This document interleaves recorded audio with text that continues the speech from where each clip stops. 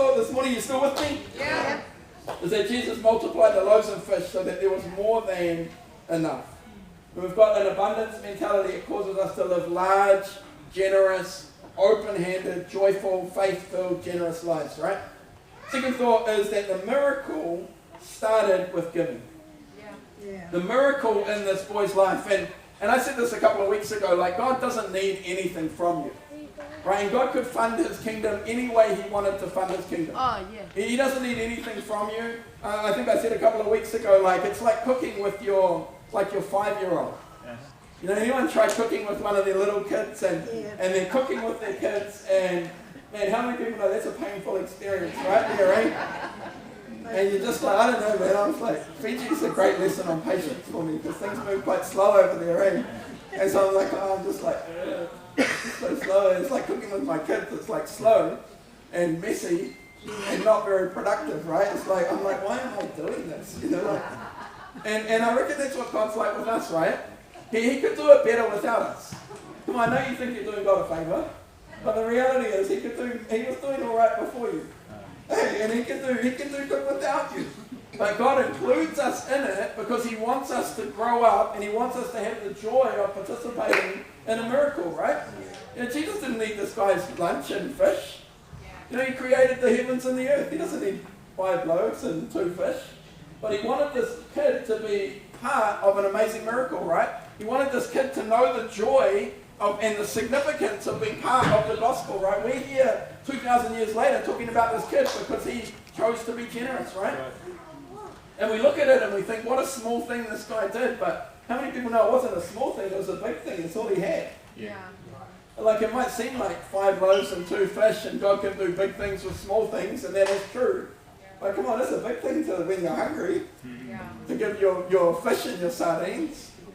And it's a big thing when you've got nothing, that's all you've got, and you give it all to Jesus. What I love about this is this guy's hungry and he gives to Jesus. Jesus blesses it and multiplies it.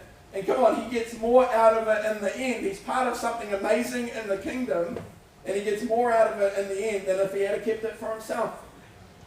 Come on, miracles often start with faith and generosity. I heard this story a little while ago about a lady who went up to her grandmother and said, and her grandmother had served Jesus for like 50 years. It's a true story. And she went up to her grandmother and said, what's the greatest miracle you've seen over 50 years serving Jesus? And this lady said, well, it was when we first started ministry, and your grandfather and I, we were street preaching, and we had nothing, and we're just like trusting God to get by, and we're out there serving God. And one day I went to get up to pray, and I stood there at my kitchen. It's a true story. And she said, I saw a whole lot of chickens walking down the hill in one big line. And they're walking down the hill in a big line. They walked into my barn, and I thought, this is weird. And so I went into the barn to check out and see what these chickens are doing. All of the chickens laid an egg, and then they got up and they walked out of the barn. Wow. And so she's like, and they walked back up in a straight line back up the hill. And so she said my grandmother was an honest person, so she went up the hill to the neighbour and she said, hey, your chickens have come down, laid eggs in my barn, and then walked home. And the person she was talking to said, no, those aren't my husband's chickens. Those chickens have never laid an egg for them one day in their life. My husband hates those chickens. Eh? They're terrible. They never do anything. And she's like, if you've got eggs, you can have them. And then you know what happened? For as long as they lived in that house, every day those chickens came down in a row, laid eggs in the barn, popped back up. So she got, she's out there serving Jesus. She got like chickens. She didn't need to feed them. She didn't need to look after them. She didn't need to house them. Come on. I just want to encourage someone this morning. You're never going to come second when you put God first. Yeah. Come on. God is so good. If he can get quail in the middle of the wilderness, he knows what you're going through, and he knows your need. He knows how to give you exactly what you need. Yes. Come on, last thought this morning is that Jesus told them to go gather the leftovers. Come on, the miracle starts with generosity. God's a God of abundance. Just setting up this series on finance. And last thought is that Jesus told them to go gather the leftovers. What's an interesting part of the story? And I don't know if you've ever read that and thought, If Jesus can multiply food, why is he getting us to go out there and collect up all the leftovers, right? Like, I mean, everyone raves about leftovers. They're not that great. People love them, right? You're right. You're good. We love you. It's nicer than on the day, man. And but like, why is Jesus like, he can multiply all this food? Why does he say go out and gather up all the leftovers? And I reckon there's a couple of reasons. I think that my first thought is I think God just wants us to carry the crumbs sometimes. Yeah. And sometimes he's done a miracle in our life and we forget about it and move on. But I think he wanted them to have a physical reminder that he can provide for all their needs. That's why when they're on the boat and they're freaking out, Jesus says, don't you remember the loaves? You know, he's saying, come on, you've got to learn to carry the crumbs. Sometimes faith comes from looking at God, but sometimes faith just comes from remembering what God's done in our story. Right? And I just want to encourage you, if he could heal your back, then he can heal you from cancer. Yeah. Come on, if he could provide for your power bill, then he can provide for your car breaking down. Yeah. Come on, it's like, man, God can provide, right? And sometimes you've got to learn to carry the crumbs because it builds faith in our life. But the other reason is because I think God's trying to teach us something about stewardship. He's trying to say, yeah, I am a God of abundance, but that doesn't mean just waste what you have. Come on, God's a God of abundance, but he doesn't want us just to waste and say, oh, God's a God of abundance, I'm just going to blow it and max my credit card out. Come on, that's not where we're going with this message this morning. You're taking notes. That's not the general direction of what Jesus is trying to say here. He's trying to say, come on, live with this big mentality, but realize, come on, have a big dream. I'm a big God. Believe big things, but learn to manage faithfully the little thing you've got in your hand. Yeah. Hey, go get the leftovers. Go. He's a God of organization. Right? He gets them to sit down in groups of 50.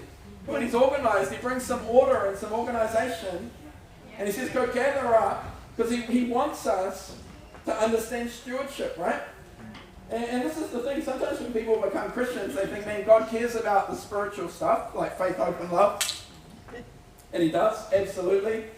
But they just think, they got quite a casual attitude towards finance, and they think, oh, God doesn't really care about what I do with my money. Yeah. But come on, the reality is God absolutely cares, right? Yeah. Firstly, he cares because it's not your money. Yeah. Hey, everything you've given, everything you've been given is from God. Yeah. Hey, come on, you're a bit more enthusiastic about that abundance point. Yeah. But everything you've been given has been given to you by God. Yeah. And in fact, God is not impressed by how much you have. God is way more impressed by what you do with what you have. Yeah. Hey, people are impressed by how much you have. They'll look at you and you've got a lot. They're like, wow, look at that person. Yeah. God's not wowed by how much you have. Yeah.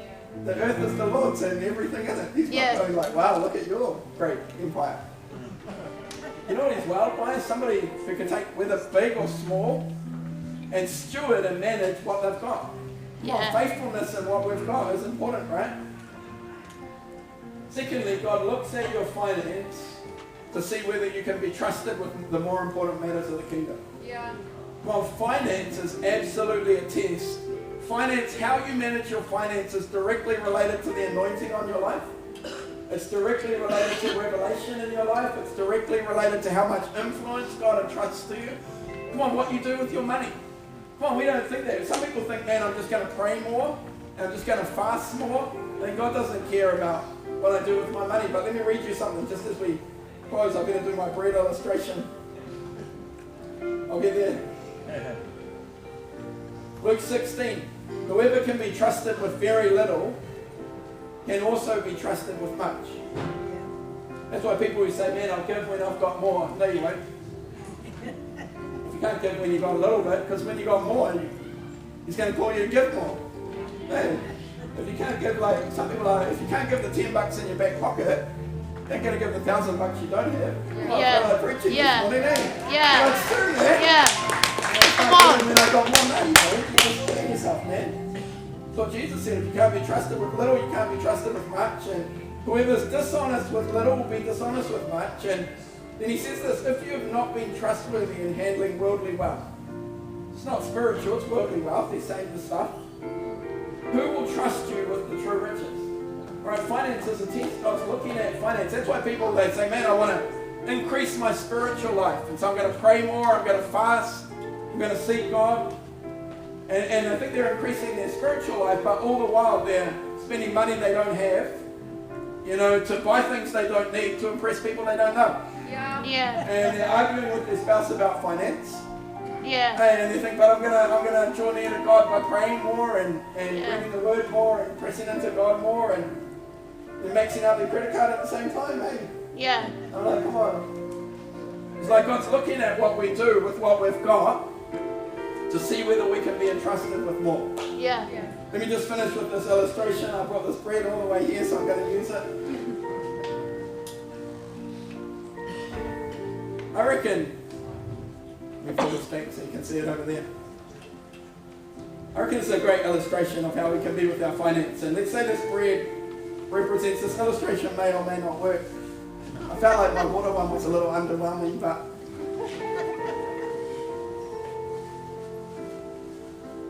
say this bread represents your income, and I think this is the way a lot of people will just relate to managing finance, right? Because we're conditioned by the world to manage what we have, and let's say bang, it hits your bank account, and then you're like, this bit's for the mortgage, right? You gotta pay your mortgage or your rent or whatever.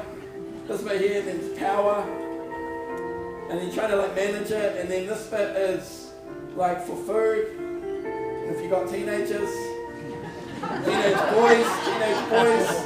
and then take one back if you got a girl, but teenagers, and then you're like, man, you're getting stressed out, so you need a vacation. Well, then you took your kids on vacation, you need a vacation from your vacation. It's true.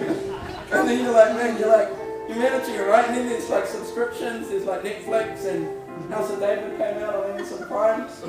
And then it's so isn't enough, you Disney Plus as well. So you got your subscriptions, and then your phone, you need your phone, your petrol, and you got all this stuff happening, and there's bills come in, and you more food, insurance, there we go.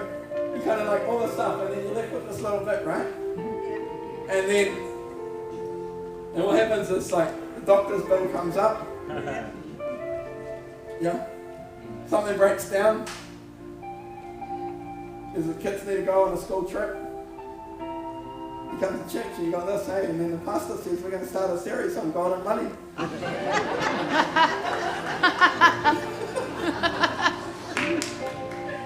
You're like, oh man, go over the trunk box. Yeah.